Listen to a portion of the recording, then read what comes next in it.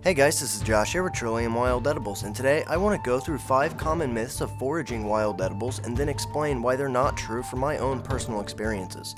In some cases, these myths are absolutely ridiculous, but some can also be very dangerous, so let's just get right into it. Myth number 5 is that it takes too much work and time. Now, this is a very common myth with this subject, and while it is true that it can take a lot of effort at times to find the plant that you're looking for, most wild edibles can actually be foraged in your own yard. There isn't really a need for you to go deep into the wilderness for just a few plants or for some salad greens. There are some plants that you can only find in more natural settings than a lawn, but the edges of pastures, gardens, and local parks can all be good places for you to forage that are probably closer to home, especially for those living in more urban areas or those with very little time on their hands. As far as actually harvesting and preparing wild edibles, it doesn't usually take any more time than domestic foods do for preparing or harvesting. There are some exceptions, of course, those plants that require an elaborate washing and leaching process, then roasting and or grinding into meal or flour. However, most plants simply require gathering and washing them off before use as a food.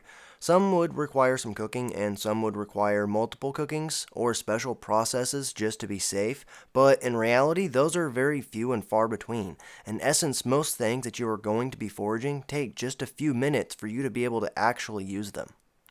Myth number 4 is that there isn't enough food to be gained from wild edibles. Now, this is a very common myth that there isn't enough food to be gained from foraging wild edibles, and no, you certainly aren't going to be able to feed your family of 4 on just wild edibles, but you can certainly add to their diet and nutrition plus your own, while saving some money from time to time by not having to buy salad greens. There are many other wild edibles like berries and nuts which provide a substantial amount of food in quantity and nutrition, plus they take very little time for you to gather. Most of your greens, like your wild spinach, your nettles, chickweeds, violets, docks, dandelions, etc., take very little time to gather enough for you to add a substantial amount to your diet. Even in the wild, the abundance of wild edibles can be truly overwhelming once you know what you're looking for. Many wild edibles have multiple parts that are usable throughout most of the year, and many can also be used for drinks or medicine too. So the amount that you can get from wild edibles is truly astonishing when one sits down and really learns just a little bit about the subject and how they can best apply it to their own life. Myth number 3 is that you can harvest them anywhere. Now, this myth can be very, very dangerous both legally and physically. In reality, you have to be very careful where you harvest. There are a lot of places that are absolutely off limits, though invasive species are a slightly different story depending on where you're at.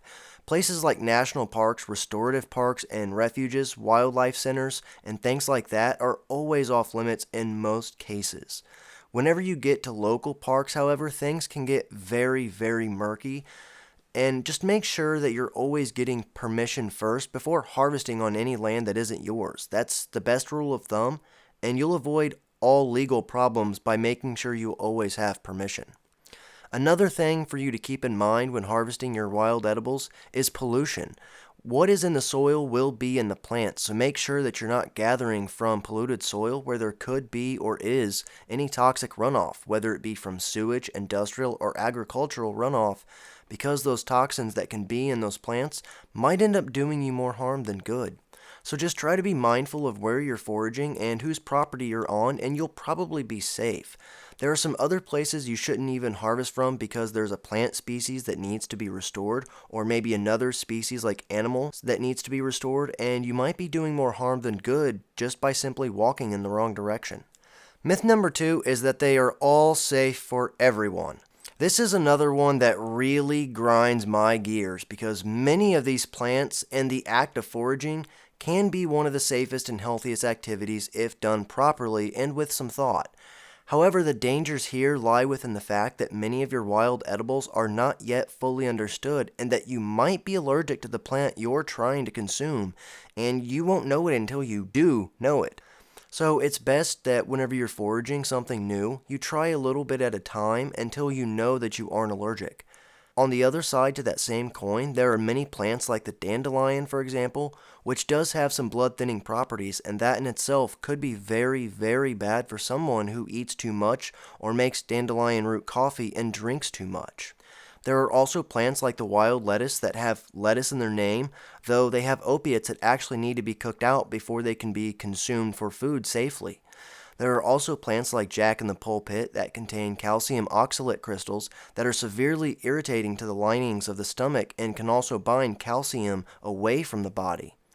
There are other foods that require special preparation, like the acorn, for them to be edible because they contain things like tannic acid, which can be very, very damaging to the kidneys. So while some are safe if used and prepared properly and eaten in the right amounts, they can also be very, very dangerous if you don't know what you're doing or if you're eating the wrong plant depending on what you need and what you don't need.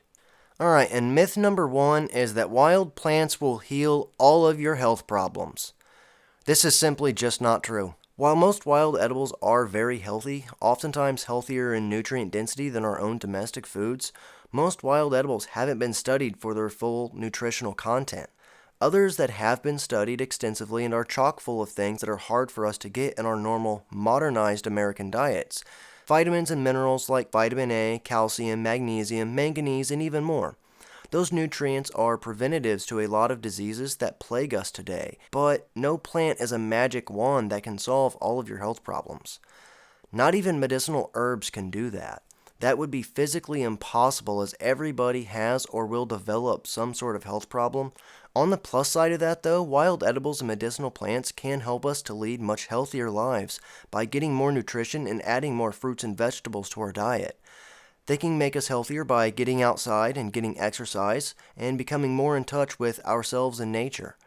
Making medicine that doesn't have synthetic chemicals in it and with very little to negative side effects if used properly. Herbal medicine also has very little chance for addiction, and the uses of each plant for food and medicine is so astonishing that you'd be surprised how many things you can use each individual plant for.